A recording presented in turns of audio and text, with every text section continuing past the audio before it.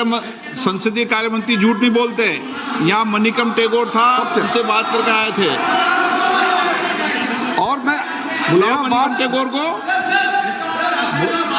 हाँ, मेरे को आपने कहा, मुझे आपने कहा, मैंने आपको कहा, मैंने संसदीय कार्य मंत्री। नहीं, ठीक है, मैं सदन में कहता हूं वेणुगोपाल जी, अगर आप 2 घंटा एक्स्ट्रा चाहिए, सरकार कोई आपत्ति नहीं रखता है।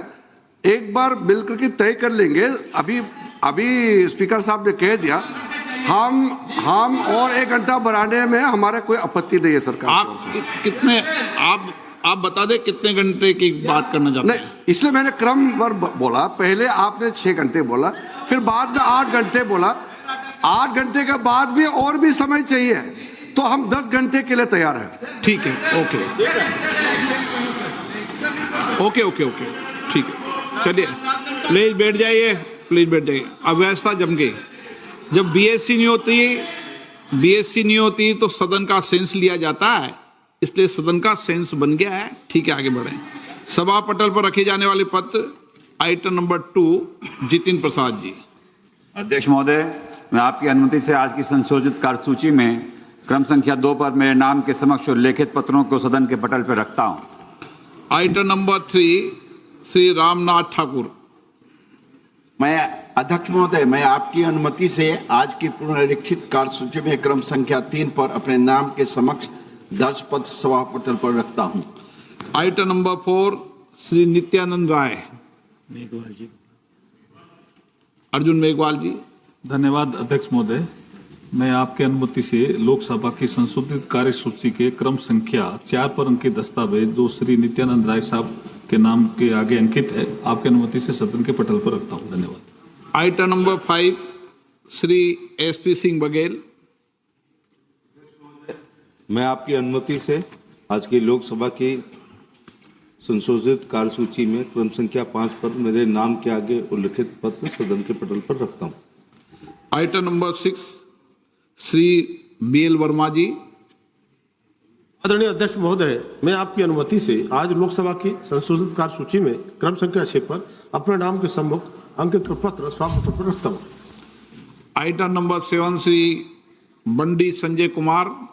मैं आज की पुनरीक्षित कार्यसूची में क्रम संख्या 7 पर मेरा नाम के सम्मुख लिखित दस्तावेज सभा पटल पर रखता हूं। Item number 8, Shri Pabitra Margherita ji. So, with your permission, I rise to lay on the table of the House paper mentioned against my name at serial number 8 of the Minister of Textiles as per today's revised list of business. Item number 9, Shrimati के कनिमोजी। आप सदन के पटल नहीं। श्री राव राजेंद्र सिंह जी। चलिए, कोई बात नहीं, हो जाता है। आइटम नंबर 10, आप रखना चाहते हैं? अच्छा, राव साहब रख दें। आदरणीय अध्यक्ष, राव साहब रख दें, कोई बात नहीं।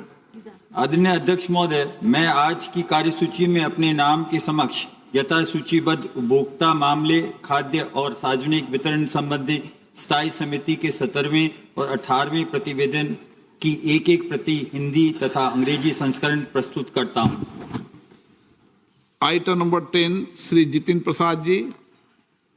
Respected sir, with your kind permission, I make a statement regarding the status of implementation of the recommendations contained in the 195th report of the Standing Committee on Commerce on demand for grants 2627, demand number 10, pertaining to the Department of Commerce, Ministry of Commerce and Industry.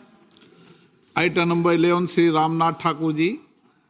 माननीय अध्यक्ष जी महोदय, मैं आपकी अनुमति से आज की कार्यसूची क्रम संख्या 11(1) में वर्णित कृषि एवं किसान कल्याण विभाग, कृषि एवं कल्याण मंत्रालय के लिए कृषि पशुपालन और खाद्य प्रसंस्करण मांग अनुदान मांग संख्या 1 की अस्थायी समिति 7वीं रिपोर्ट में निहित सिफारिशों के कार्यान्वयन की स्थिति के संबंध में एक सदन के पटल पर रखता हूं।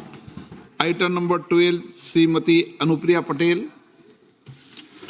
Honorable Speaker, sir, on behalf of my senior colleague Shri Jagat Prakash Nadda ji, I rise to move that in pursuance of Section 4G, read with Section 6(3) of the All India Institute of Medical Sciences Act 1956, the members of this House do proceed to elect, in such manner as the Speaker may direct, one member from amongst themselves to serve as the member of the All India Institute of Medical Sciences, Guwahati, Vice Shri Pradyut Bordoloi, resignation from Lok Sabha with effect from 20th March 2026, subject to the other provisions of the said Act.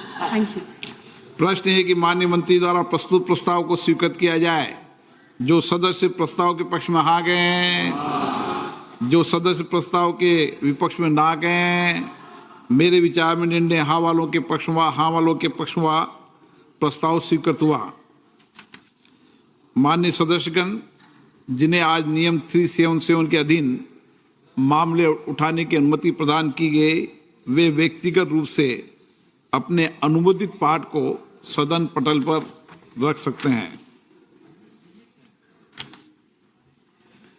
Item number 14, लोक परीक्षा अनुचित साधन निवारण संशोधन विधेयक 2026। माननीय मंत्री जी कुछ रखना चाहते हैं? 1 मिनट में बोल लूं, 1 मिनट। माननीय मंत्री जी, 1 मिनट। माननीय सदस्यगण, आज का दिन हम सब के लिए महत्वपूर्ण है, जब सत्ता पक्ष और प्रतिपक्ष दोनों इस विधेयक की चर्चा के लिए सहमत हुए। ये विधेयक लोक परीक्षा अनुचित साधन निवारण अधिनियम 2024 में संशोधन करने का प्रस्ताव करता है।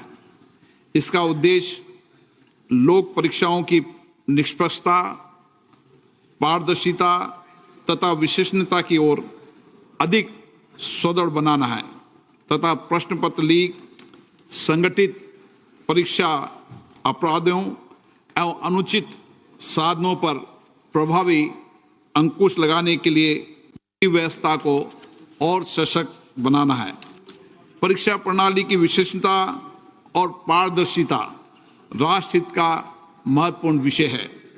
इस विषय पर व्यापक चर्चा, गंभीर विचार विमर्श इस सदन में होना आवश्यक है।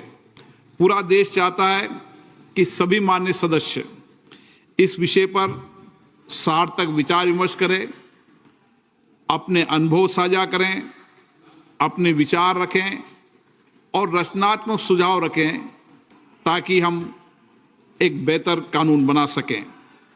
कानून जितना बेहतर होगा, मेरा मानना है, परीक्षा प्रणाली के अंदर विश्वसनीयता और प्रामाणिकता भी हम सुनिश्चित कर पाएंगे।